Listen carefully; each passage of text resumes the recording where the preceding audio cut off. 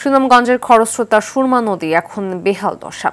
পলি ভরাটের ফলে কয়েক মাস ধরে থাকে শুকনো। যেখানে একটা সময় সারা বছরই চলত লঞ্চ, সেখানে শুকিয়ে যাওয়া এই নদীতেই চলে ধান চাষ, গবাদি পশু চড়ানো সহ নানা কাজ। পানি উন্নয়ন বোর্ডের নির্বাহী প্রকৌশলী জানিয়েছেন, ভরাট হওয়া সুরমা নদীর পানির প্রবাহ সচল করতে খননের পরিকল্পনা নেওয়া হয়েছে।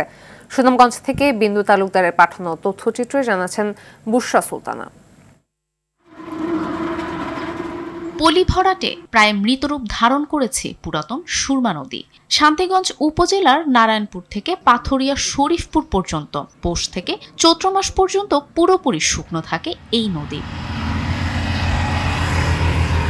নদী তীরের লোকজন জানান, একসময় নদীতে লঞ্চ ও বড় নৌকা চলাচল করত।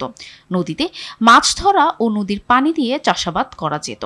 কিন্তু দীর্ঘদিন ধরে পাহাড়ি ঢল, বন্যা ও পলি ভরাটের কারণে নদী তীরের বাসিন্দাদের দুর্ভোগের সৃষ্টি হয়েছে। নদীতে এখন ধান চাষ হয়, গরু ছাগল চড়ানো হয়, এমনকি এখানে বাচ্চারা খেলাধুলাও করে। এই নদীতে আগে স্টিমার চলছে, পাকওয়াটা লঞ্চ চলছে। এখন নদী বড়টাই হারিয়ে মানুষের চলাচলের অনুপযোগী হয়েছে। সেচ কাজ করতে পারে না, মানুষের কৃষি কাজ করতে পারে না, মাছগুলা পাই না, বা নৌকা বড় বড় নৌকাগুলাও চলে না। পানি উঠে না, মোটরও পানি উঠে না। নদী তাই কাজ করা লাগে, নদী তো পানি নাই।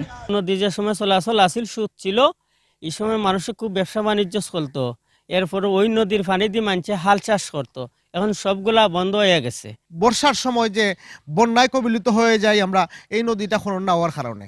সুনামগঞ্জ পানি উন্নয়ন বোর্ডের নির্বাহী প্রকৌশলী মামুন হাওলাদার জানান, নদীর নাব্যতা ফিরিয়ে আনতে ও বন্যার প্রকোপ কমাতে সুনামগঞ্জের 443 কিলোমিটার নদী খননের প্রকল্প নেওয়া হয়েছে। এই প্রকল্পে সুরমা, পুরাতন সুরমা, বৌলাই সহ 19টি নদী খনন করা হবে। সুরমা এবং পুরাতন সুরমা সহ অন্য 19টি নদী আছে। এগুলো খনন করলে এখানে নদীর নাব্যতা ফিরে আসবে এবং নিঃশ্বাস ব্যবস্থা উন্নয়ন হবে এবং যে আমাদের যে সুনামগঞ্জে বন্যা প্রকোপ রয়েছে সেটা অনেকাংশে হ্রাস পাবে। শুকিয়ে যাওয়া নদীটি আবারও ফিরে পাবে হারানো রূপ, এই প্রত্যাশা সকলের। বুশরা সুলতানা, RTV।